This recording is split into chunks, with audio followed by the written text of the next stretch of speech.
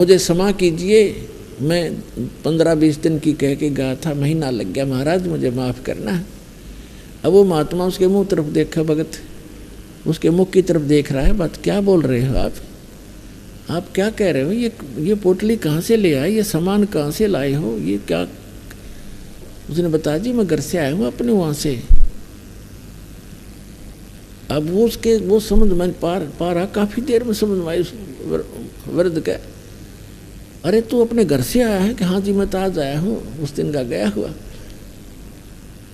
उसका तो रोम रोम खड़ा हो गया, रोआ बुरी तरह। ये भगवान इस पापी ने आपसे मैं टट्टी तक उठवाई, मुझ नीच का कहाँ उद्धार होगा। तो पुण्यात्माओं परमात्मा कहते हैं तुम अब जो तुम्हारा सच्चा साथी है, तुमेव माता च पिता, तुमेव बंधु च सखा, तुमेव विद्या च द्रविण, तुमेव सर्व मम देव देव, उसको भूल कर हम इन अन्य पर आश्रय रख लेते, इसलिए हम भगवान से दूर होते चले जाते हैं। तो यहाँ गरीबदास साहिब जी ने कहा है कि त्रिलोचन के भय भरतिया माने नौकरे, ऐसी भक्ति कमावे, ऐसी भक्ति करे, भगवान साथ रहेगा आपके। तो इस प्रकार अब जैसे जिन बहन भाइयों के, विशेषकर इंसान तो थोड़ा बहुत सोच समझ भी लेता है, लेकिन बहनों का दिल नहीं डटता जिनका संतान नहीं होती, क्योंकि उसको समाज नहीं जीने देता। घर जाते हैं, घर वाले कुछ दिन चुप रहते हैं तो कोई पड़ोसी आ जाएगा, आओगा कोई काम और पूछेगा नो बहू का कि मैं होया नहीं बालक बोलक। अब वह के कहेगी सासू अक ना कुछ ना होया, कई साल हो गए ब्याह ने, एक जातक तो चाहिए था बता, और देख लो कोई दूसरा ब्याह करवा लो। अब उस बेटी के और समस्या पैदा कर दी कि एक और ये भी ब्याह करवाएंगे, यानी उसको भूल पड़े तो कोई और आकर के रिश्तेदार आकर कहेगा। कहने का भाव ये है कि जब तक ज्ञान नहीं प्राणी को तो जीना हराम कर देते हैं।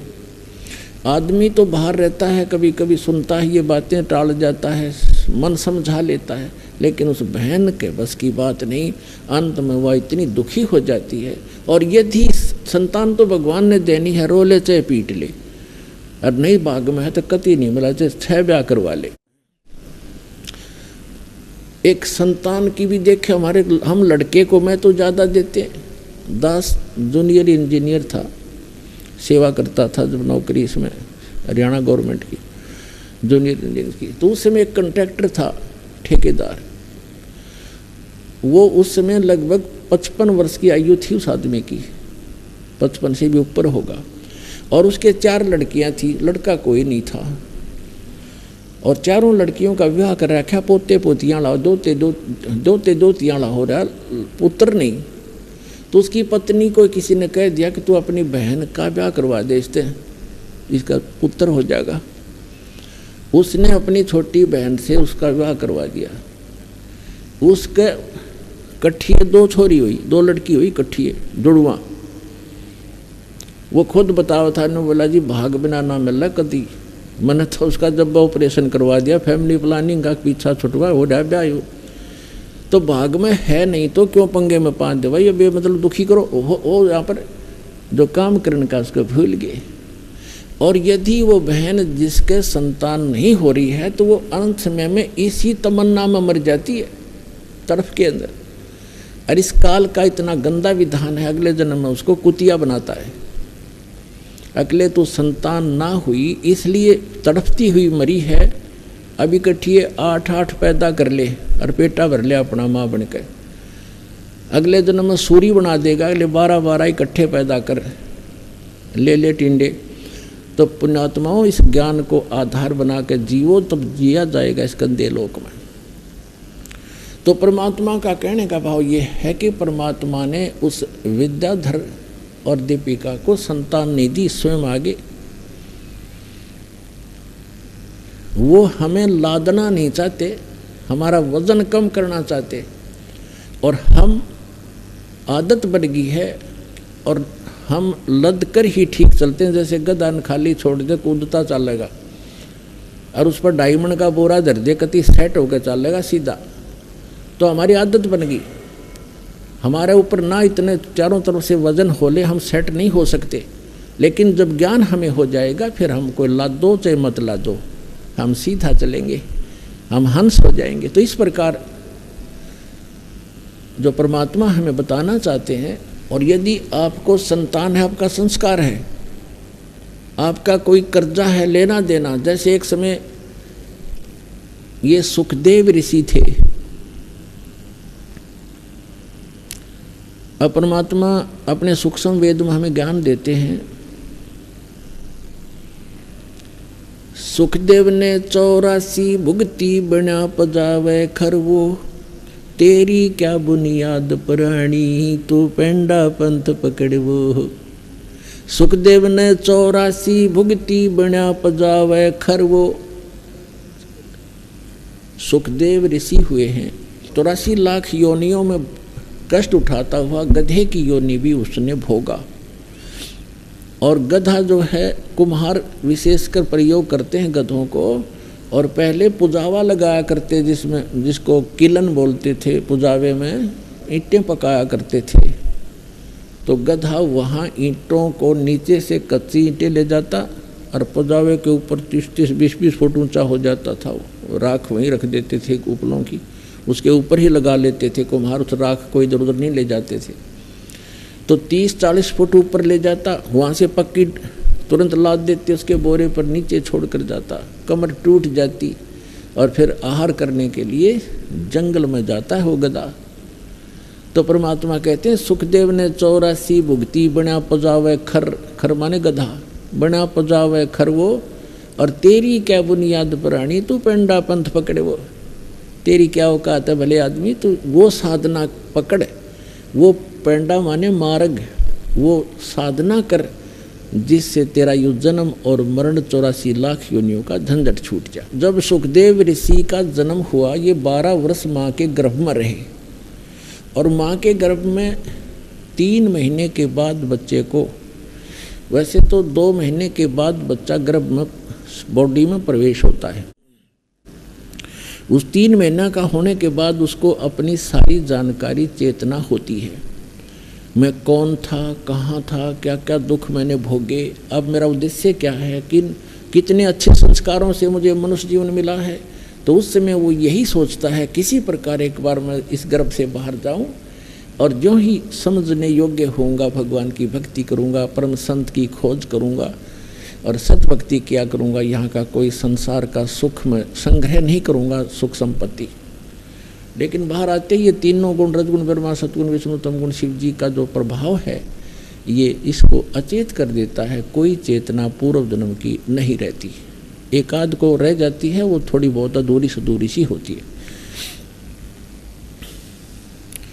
तो क्या हुआ, सुखदेव ऋषि जब माँ की गर्भ से बाहर आए, 12 वर्ष की आयु, 12 वर्ष की अंदर ही हो गए थे, लेकिन माँ के गर्भ से बाहर निकलते ही वो 12 वर्ष की आयु एकदम ग्रहण कर गए। इतना शरीर बॉडी बन गया उसको, अंदर इतना नहीं था, बाहर आते ही एकदम उस सत्र का हो गया। तो व्यास जी उसके पिता थे। व्यास जी ने इंतजार किया था कि पुत्र होगा, क्योंकि वो ऋषि थे, उनको मालूम था कि गर्भ में पुत्र है, आशा लगा रखी थी। तो उठकर चल पड़ा सुखदेव ऋषि माता पिता की ओर, देखा भी नहीं। तो व्यास जी ने, वेद व्यास जी ने कहा कि बेटा सुखदेव, मुझे अरे तेरे दर्शन तक कर लूँ, तेरी शकल तक देख लूँ, मैंने 12 वर्ष इंतजार किया तेरा। तो वो पीछे नहीं मुड़कर देखता है और चलते चलते कहता है कि ऋषि जी, ना जाने कितनी बार आप मेरे पिता बने हो और ना जाने कितनी बार मैं तेरा पिता बना हूँ। ये तो बुरा झंझट है, अब के मैं अपना पीछा छुटवाऊँगा। मुश्किल से मानव शरीर प्राप्त हुआ है। तो वहाँ सुखदेव ऋषि ने कहा कि एक लेवा एक देवा दूतम, और कोई किसी का पिता नहीं पूतम।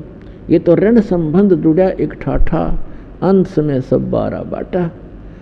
एक लेवा एक देवा दूतम, आपका कोई लेन देन उलझा हुआ एक दूसरे के साथ। तो एक लेने वाला है, एक देने वाला है। जैसे आप देखते हो, पिता सारी उम्र कमाता है, खूब मेहनत करता है, पैसे इकट्ठे करता है, पुत्र ऐसा निकम्मा पैदा हो जाता है,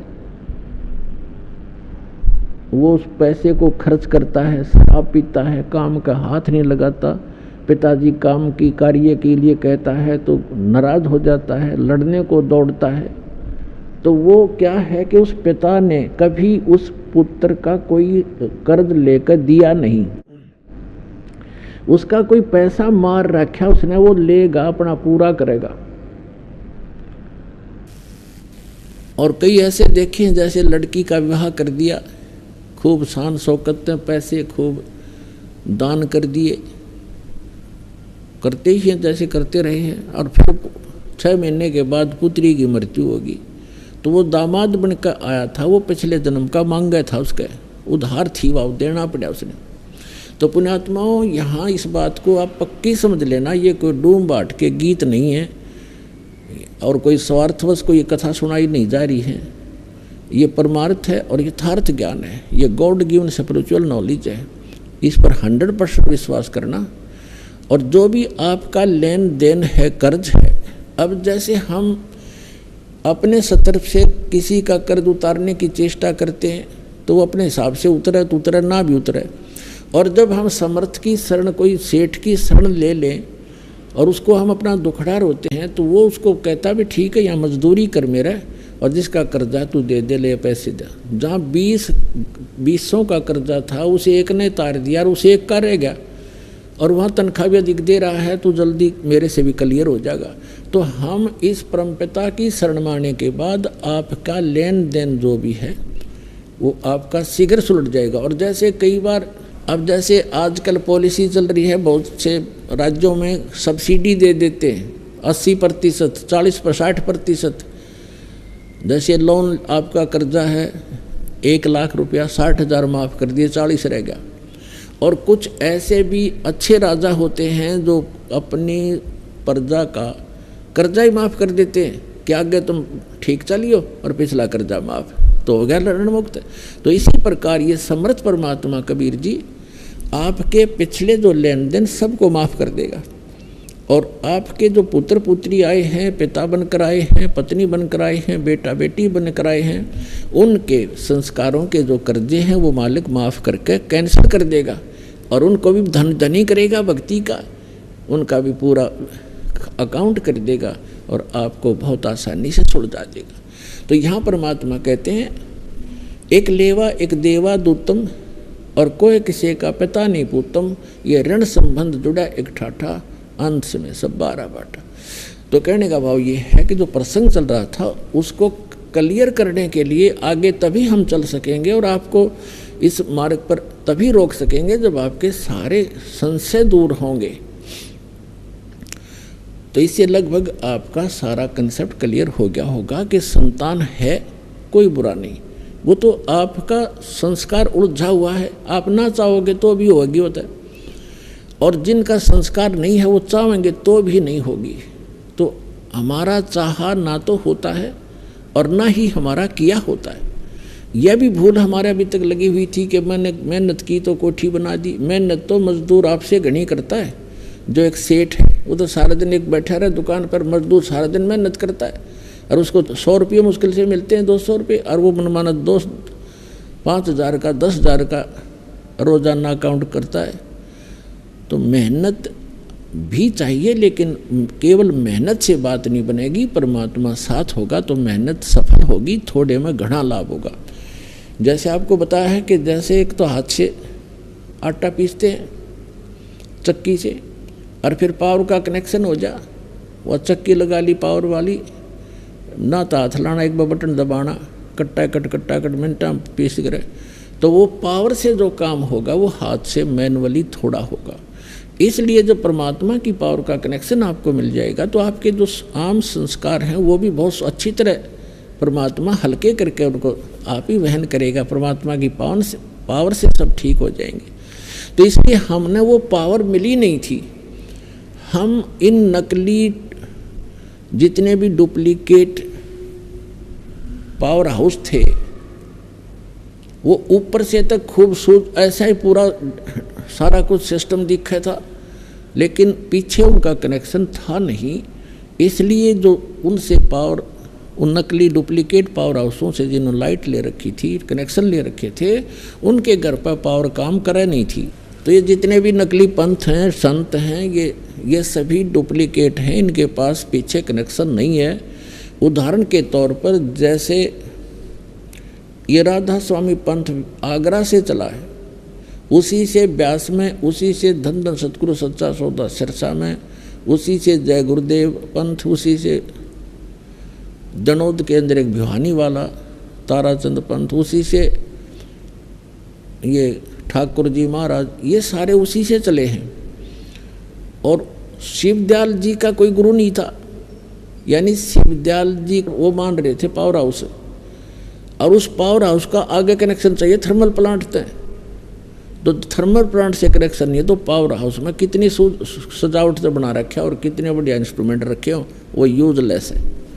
तो उसका थर्मल प्लांट से कनेक्शन नहीं था, यानी आगे उसका कोई गुरु नहीं था, जिस कारण से जितने भी वो अनुयायी हैं उस राधा स्वामी पंथ, धन धन सदगुरु पंथ, सच्चा सौदा सिरसा और जगमाल वाली, और जहाँ पर भी छोटे मोटे इनके बहुत सी ब्रांचें बनी हुई हैं, उन सभी को समझ लेना चाहिए कि जब पीछे से पावर हाउस का ही कनेक्शन नहीं है थर्मल प्लांट से, तो आगे लाइट आ नहीं सकती, सपना भी मत लेना। और परमात्मा स्वयं आए कबीर साहब, ये स्वयं थर्मल प्लांट होते हुए भी पावर हाउस का रोल किया, और एक गुरु परंपरा बना के उन्होंने आगे चले, ताकि आने वाले समय में ये काल के दूत ये भ्रमित ना कर दें कि कबीर साहब ने कौन सा गुरु बनाया था, क्योंकि कबीर साहब को हम भगवान नहीं मान पाए थे। अब भगवान तो है ही हैं, लेकिन वो मर्यादा, सबसे मर्यादा पुरुषोत्तम है, ये सबसे श्रेष्ठ भगवान है जो सबसे ज़्यादा मर्यादा रखने वाले हैं, और मर्यादा से सब काम हो यहाँ पर होते हैं, कार्य होते हैं। तो कहने का भाव ये है दास का कि जिसमें आपको इस कबीर परमात्मा का ये कनेक्शन मिल जाएगा, आपको यहाँ से उपदेश दीक्षा मिल जाएगी, उसके बाद पुण्यात्माओं आप देखना,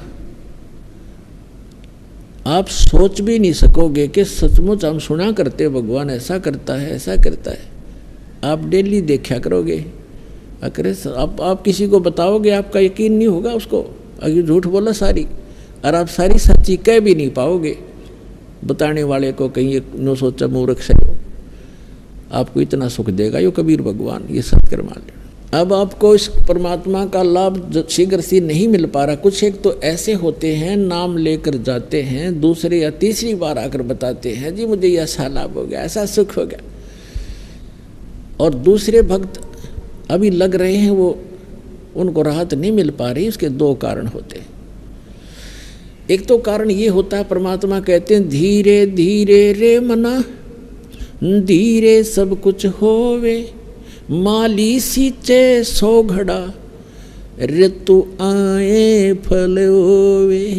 धीरे धीरे रे मना, और धीरे सब कुछ हो, माली सींचे सो घड़ा, और समय आने पर फल हो। जैसे एक आम का पेड़ लगाया किसी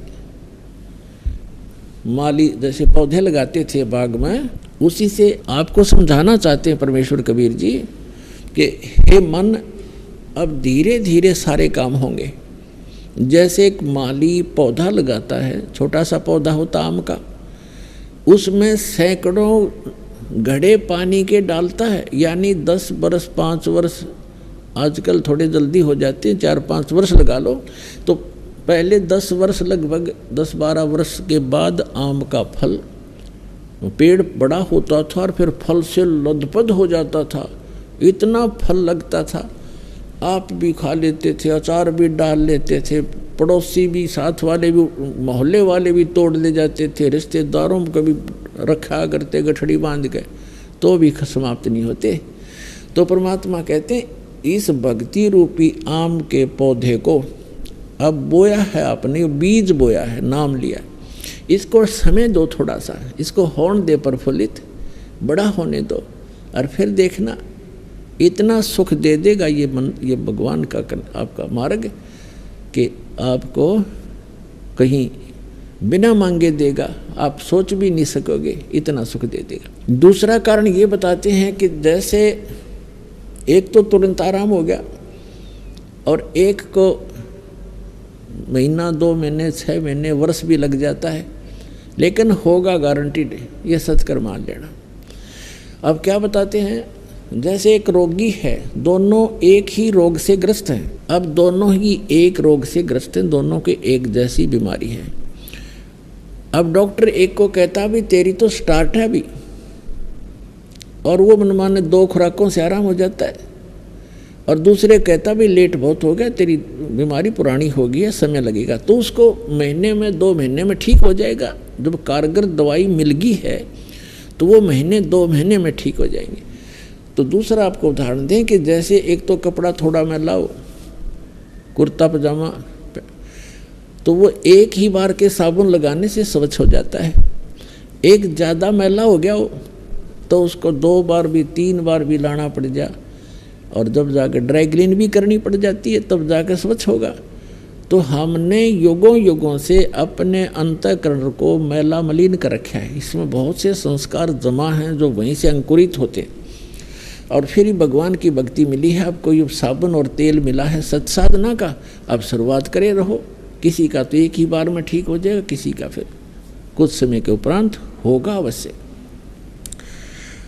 और तीसरा कारण ये है कि क्या बताते हैं, सतगुरु के दरबार में कमी कहे की ना, हंसा मौज नहीं पावता तेरी चूक चाकरी माँ।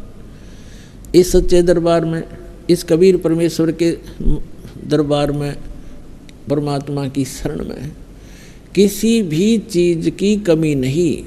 इस कबीर परमात्मा के डिक्शनरी में इम्पॉसिबल वर्ड नहीं है, ये वो समर्थ परमात्मा है।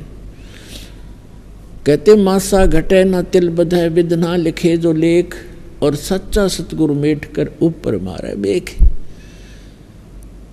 अब आपके जो भाग्य में, प्रारब्ध में, किस्मत में जो लिखा है उसको कोई नहीं समाप्त कर सकता, आपको भोगना ही पड़ेगा। कौन नहीं कर सकता? जैसे श्री ब्रह्मा जी, श्री विष्णु, श्री शिव जी, और ये ब्रह्म जिसको सरपुरुष कहते हैं, और परब्रह्म अक्षर पुरुष, ये भी आपके प्रारब्ध की, आपके लिखी किस्मत को मिटा नहीं सकता, प्रारब्ध को समाप्त नहीं कर सकता। सुख है तो सुख मिलेगा, दुख है तो दुख मिलेगा, और जैसे आप पुण्य पाप कर रहे हैं वो अलग से संग्रहित होते चले जाएंगे आपके। जैसा कर्म करोगे वैसा ही मिलेगा।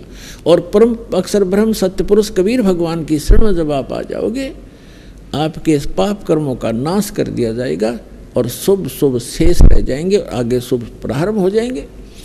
अब जैसे पहले किसान को ये औषधि प्राप्त नहीं थी, अब औषधि का एक खोज हो गई है, डिस्कवरी हो गई है कि ऐसी औषधि डाल दी जाती है फसल में जो घास को ख़त्म कर देती है, पौधा सुरक्षित रह जाता है। तो वो औषधि विद्यमान तो थी, वो गुण तो, वो मटेरियल तो सारे ही पदार्थ थे, लेकिन वो बनाने वाला नहीं था। अब वो बनाने वाला मिल गया, वो बना ली। तो इसी प्रकार परमेश्वर कबीर जी ने ये जड़ी बहुत पहले बनाकर रखी हुई थी, और हमारे कबीरपंथी भी इसको नहीं समझ सके, जिस कारण से हम अभी तक वही कर्म फल ही भोगते रहे। तो अब दास को दे दी वह औषधि जो आपके पापों का नाश कर सकती है आपके, क्योंकि दुख पाप से होता है। अब जो कष्ट आते हैं वो पाप के कारण आते हैं, और पाप नाश ही हो गया इस भक्ति से, फिर कष्ट कहाँ से आएंगे? जब कांटे से दुख होता है, फसल में कांटेदार झाड़ियाँ उग जाती थी, और वो दवाई ने वो पहले ख़त्म कर दी, स्टार्ट से ही बड़ी थी, वो भी गला दी, जला दी, तो कांटे नहीं रहे, तो नुकसान, हानि कहाँ से होगी? दर्द नहीं होगा। इसी प्रकार पुण्यात्माओं, इस समर्थ की शरण में आने से कहते हैं कि सतगुरु के दरबार में कमी काहे की ना, और हंसा मौज नहीं पावता तेरी चूक चाकरी में।